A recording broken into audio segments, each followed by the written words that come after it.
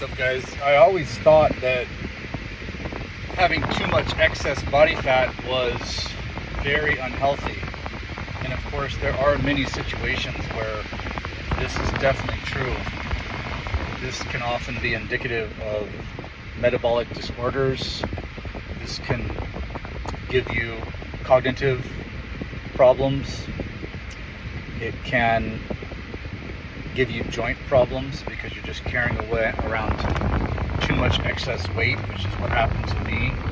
I started having joint problems when I weighed about 260. I'm currently around 200.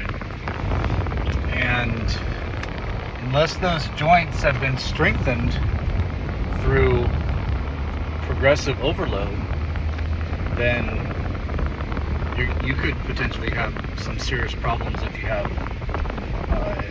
too much excess body fat. The way that the excess body fat is distributed on the body often creates a biological geometry that's not optimal for your bone structure. I've been studying the geometry of the biology of the muscular system, the skeletal system, even the nervous system, and even on the molecular level, there can be deformations in the biology of all different types of microstructures that can make it so that the normal biochemical reactions don't happen the way they should, or happen in ways that can lead to a cascade of effects that can give you all kinds of trouble.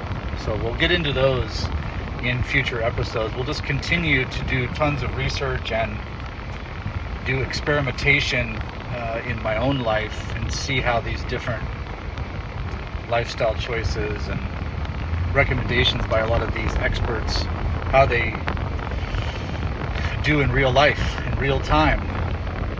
This will be an ongoing journey. I'm doing an experiment right now where it's lychee season in Hawaii, and I am eating a large amount of lychees. And I'm not tracking my calories, so I don't know if it's just a caloric excess, but I have put on a few pounds of body fat, and I will go back to my more restrictive caloric intake after lychee season is done in a couple of weeks. So it's just a little bit of a splurge for me. One of my favorite fruits, and just having fun with that. So there's something to be said about some fun and enjoyment versus just always being super, super strict. So balance that out.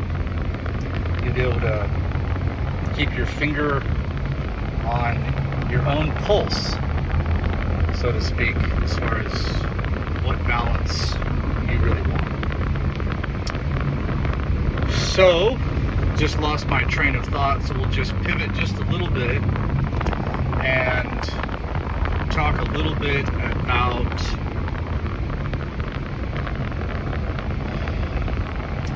what would be the best subject that I've recently... Yeah, how about muscle mass? Muscle mass and its protection. So, they did a study, a few people did some studies on some very metabolically active individuals, but also had extreme levels of excess body fat. Sumo wrestlers and some other athletes that were 40% plus body fat. For their BMI, of course, they'd be considered extremely obese because they have muscle and body fat. You have an individual that's 6'6", but he weighs 400 pounds, or even sometimes as much as 500 pounds for some of these guys. But they're very physically fit in the sense that they're strong, they're fast, they're powerful, they're agile, they're dexterous. Just amazing athletes, but still having that excess body fat, just their overall weight, gives them an advantage in their particular sport. And so a lot of times these individuals are eating all day long, just training and eating to be basically as big and as strong and technical as they possibly can. And they found that these guys are actually, from a lot of angles, a lot of their biomarkers and other tests, they're actually very healthy. So then this leads us to the conclusion that if you're very physically active, especially age has a factor as well.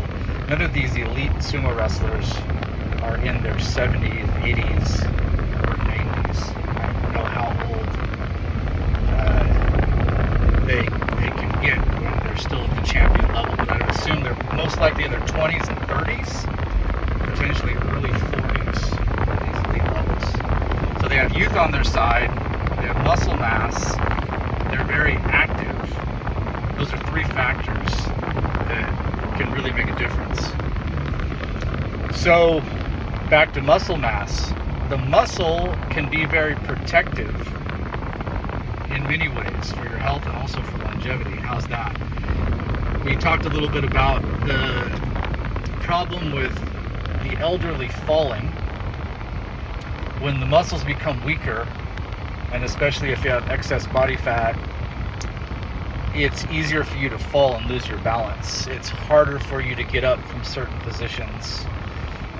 There can be a lot of issues with that. So if you maintain that muscle mass, you're going to minimize the possibilities of having these problems with falling and the injuries that come from that.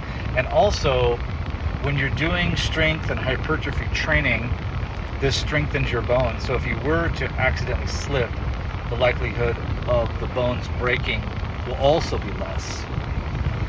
So this is something that I'm working on very seriously, trying to be physically fit, healthy, happy at 90 is a challenge. From what I can understand, it's a challenge. It's not, a lot of people are not too successful in this area. And the second thing I want to mention is the muscle having such an amazing ability to soak up glucose. A lot of the experts are calling it a glucose sink. I often thought of it as a sponge. Either way, it is able to take in glucose, and then it stores that glucose in the form of glycogen, from my understanding. So the more muscle mass you have, and also the more metabolically healthy the muscles are, the better ability they have to be able to take in that glucose. So if you do go to that party and have some cake and ice cream, or you're on vacation and you don't have the healthiest choices, or you're not making the healthiest choices, more muscle mass is going to be able to help mitigate the deleterious effects of the excess glucose. So let's head in that direction.